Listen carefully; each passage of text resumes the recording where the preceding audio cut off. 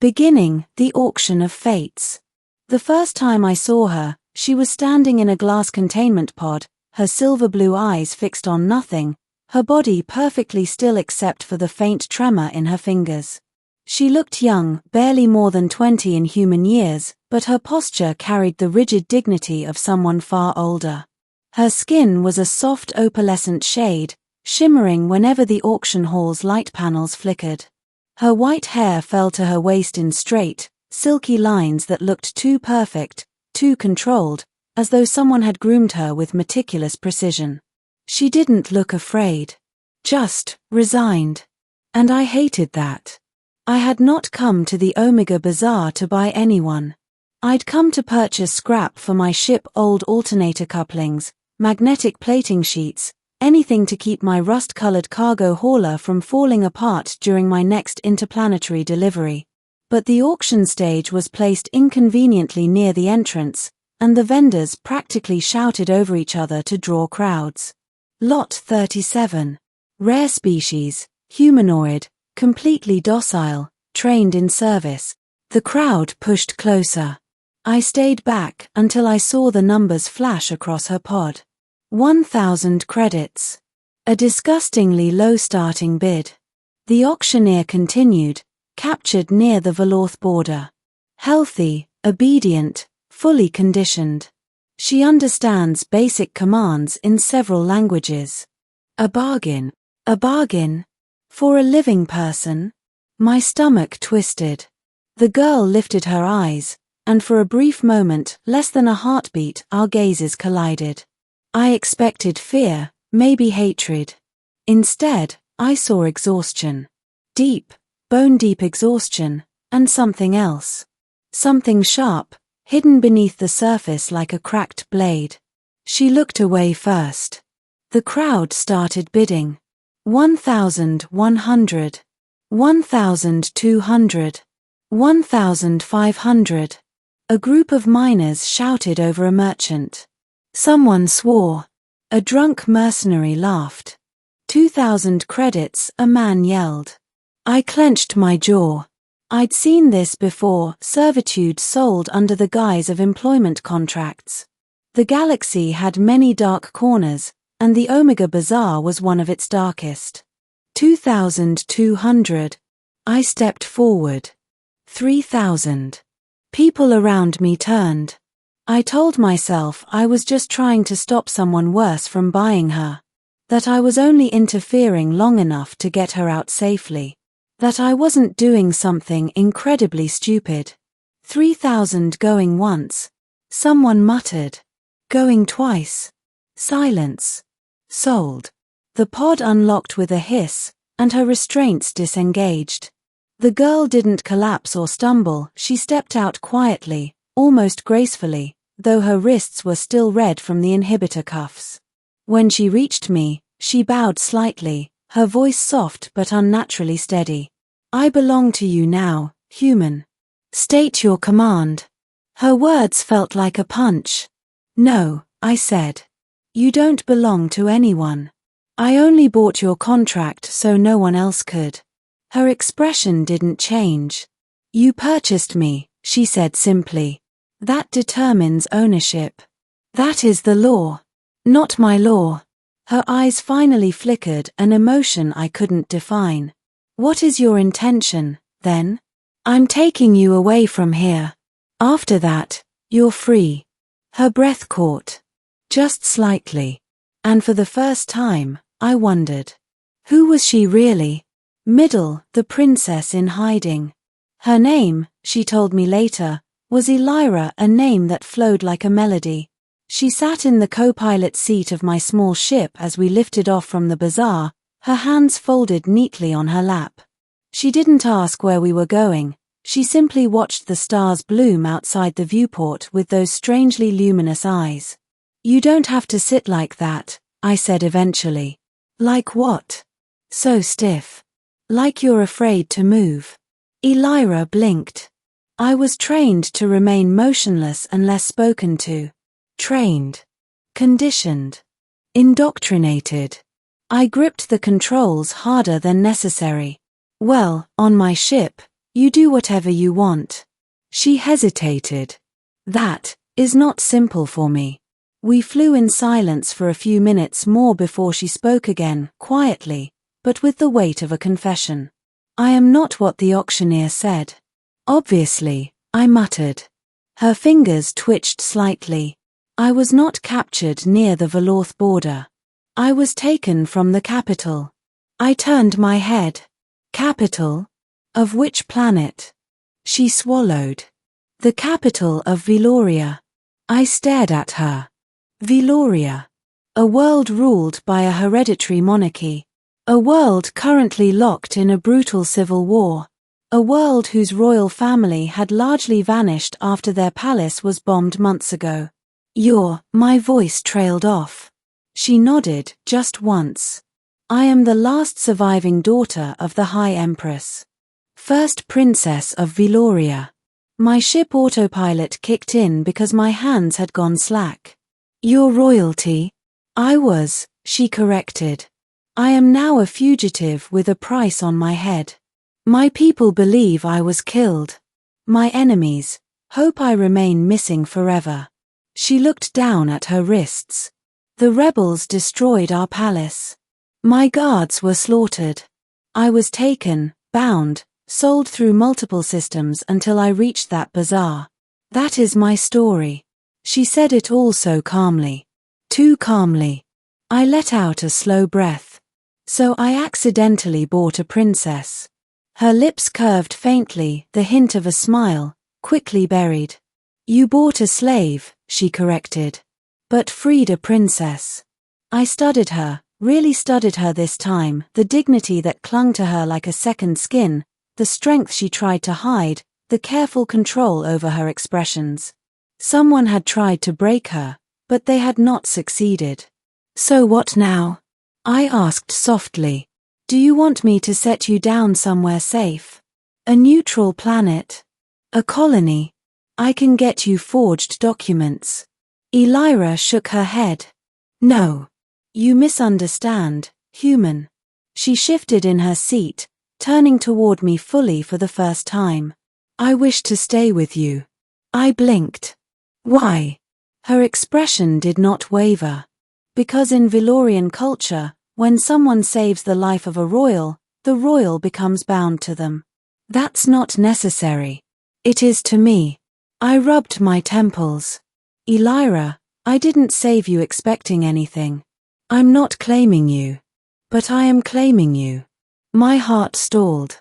She leaned closer, not timidly, but with deliberate intent. You purchased me as a servant, she whispered, but I desire something different. I wish to offer you more than service. Her eyes glowed faintly in the dim cockpit light.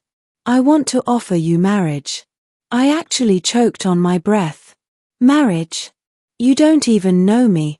I know enough, she said. You freed me. You treated me as a person.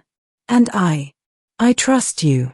Her voice trembled for the first time. Please do not reject me. Elira. I have nothing left, she whispered, eyes downcast. No home. No family. No future. But with you, I feel safe. Her fingers brushed mine. I would choose you. The heart of the story, danger, loyalty, and choice. I didn't reject her. Not immediately. I didn't accept either.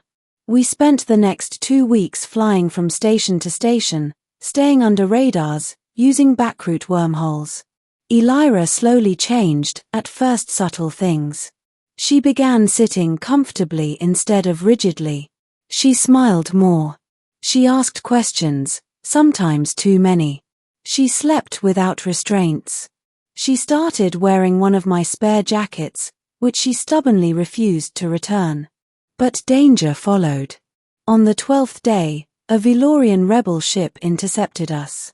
A sleek, needle-shaped craft capable of outrunning mine 3 times over. I barely had time to reroute power before a beam grazed our hull. Elira rushed to my side. They know I'm with you. I'm sorry, human. This is my fault. No, I said firmly. It's not. I jerked the thrusters sideways as another blast tore past. We can outrun them, she insisted. But only if we use the rift corridor. The rift is unstable. We could get crushed. Her hand touched my arm, steady, certain. I trust you. It was ridiculous, trusting me more than science, but her eyes didn't waver. I cursed, but turned the ship toward the shimmering anomaly known as the rift corridor. A narrow fracture in space-time, unpredictable and violent. The rebel ship followed. I tightened my grip on the controls. Hold on to something. The ship plunged into the rift. Gravity warped. Colors twisted. Reality bent sideways. My vision blurred, alarms screamed, and for a breathless moment, we tumbled through a dimension that felt alive and hostile. Then, silence. We emerged in a remote system, light-years away. No rebel ship. No pursuit. Elira sagged in relief. I exhaled shakily. Then she leaned her head on my shoulder. You saved my life again. I just didn't want to die either. She smiled.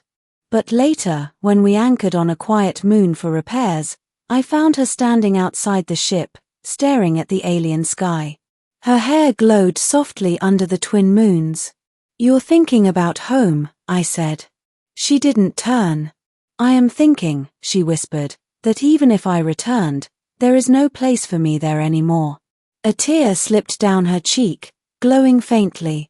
I reached out carefully and brushed it away.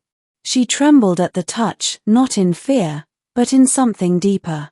Human, she breathed. Please answer me truthfully. I nodded. Do you want me to stay with you? My chest tightened. Yes, I said softly. I do.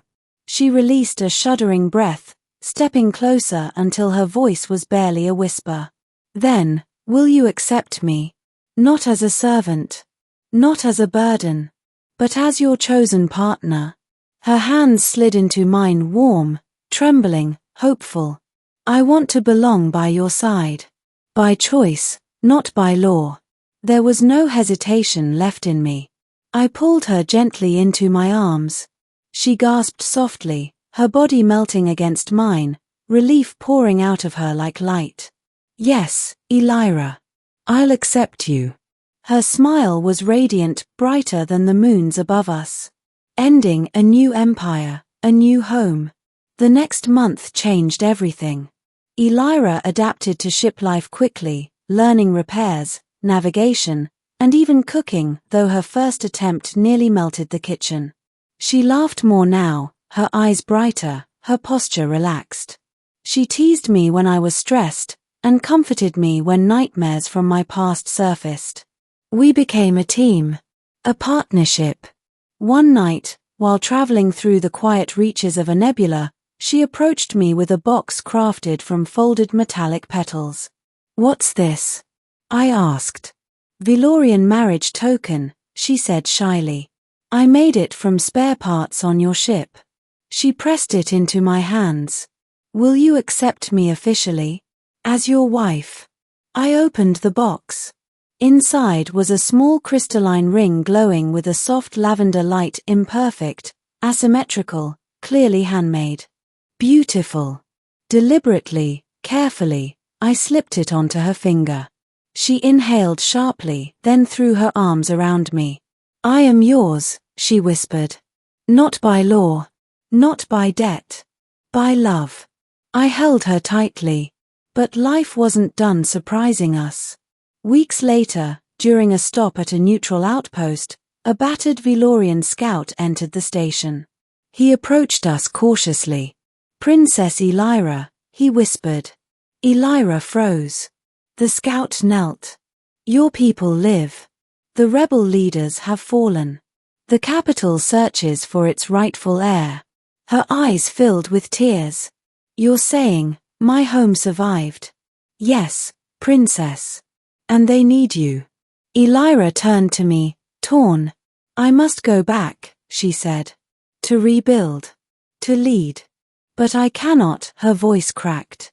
I cannot leave you. You won't, I said gently. I'll go with you. Her breath caught. You would go to Vaeloria? To a world not your own? I married a princess, I said, smiling. This is part of the deal, right? She laughed through her tears. When we arrived on Vaeloria weeks later, crowds gathered, cheering, crying, kneeling. Elira stepped forward, regal and strong, but her hand remained firmly in mine. The High Council bowed. Princess, they said, you have returned. What is your command? Elira squeezed my hand and lifted her chin. My first command is this, she declared. This human is my chosen partner. My husband. You will honor him as you honor me. Gasps filled the air. I swallowed. She smiled at me, warm, fierce, certain.